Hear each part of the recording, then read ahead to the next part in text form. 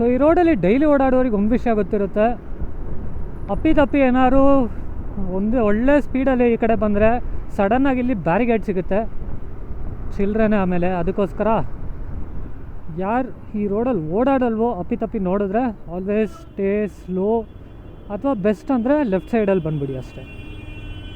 ಇದಾದಮೇಲಿಂದ no problem. ನೋಡಿ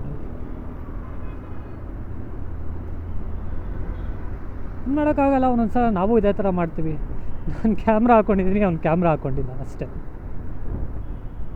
ಆದರೂ ಈ ಥರ ವರ್ಷಾಗೆಲ್ಲ ಮಾಡಲ್ಲ.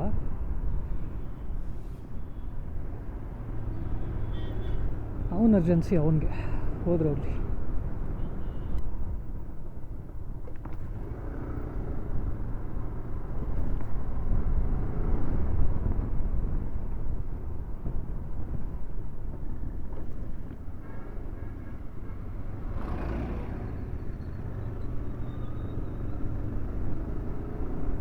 ಸೊ ಹಜಾರ್ಡ್ ಲೈಟ್ಸ್ ಅನ್ನೋದು ಇರೋದು ಒಂದು ರೀಸನ್ಗೆ.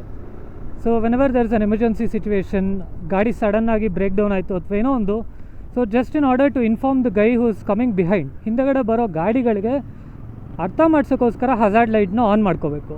ಅಥವಾ ತುಂಬ ಫಾಗಿ ಕಂಡೀಷನ್ಸ್ ಇದ್ದು ರೋಡೇ ಕಾಣಿಸ್ತಿಲ್ಲ ಅನ್ನೋ ಟೈಮಲ್ಲಿ ಅಟ್ಲೀಸ್ಟ್ ಒಂದು ಇಂಡಿಕೇಷನ್ ಮುಂದೆ ಒಂದು ಗಾಡಿ ಹೋಗ್ತಾ ಇದೆ ನೈಟಲ್ಲಿ at least. And hazard lights on ಮಾಡಿದ್ರೂ ಕೂಡ ಸುಮ್ಮನೆ ಲೆಫ್ಟ್ ಟು ರೈಟು ಎಳಿಬಾರ್ದು. Like what exactly he is making ಅದನ್ನು ಮಾಡಲೇಬಾರ್ದು. Mean people are just not understanding everything.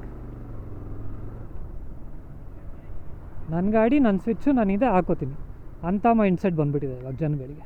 Particular ರೋಡಲ್ಲಿ ಒಂದು ಒಳ್ಳೇದೇನು ಮಾಡಿದ್ದಾರೆ ಅಂದರೆ, ಈ ಒಂದು ಒಳ್ಳೇದಲ್ಲಿ ಇದ್ದಿದ್ದನ್ನ ತೆಗೆದುಬಿಟ್ಟು ಅದೇನೋ ಮಾಡ್ತಾರೆ ಅಂತಾರಲ್ಲ, ಹಂಗಾಯಿತು.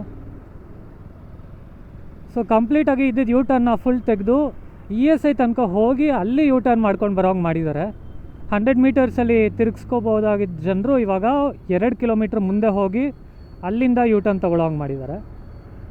ಬಟ್ ಒಂದು ಒಳ್ಳೇದೇನೆಂದರೆ ಟೂ ವೀಲರ್ಸ್ಗೆ, so only for two wheelers ಇದೊಂದು ಜಾಗ ಮಿಕ್ಸಿದ್ದಾರೆ, ವಿಚ್ ಈಸ್ ರಿಯಲಿ ಹೆಲ್ಪ್ಫುಲ್.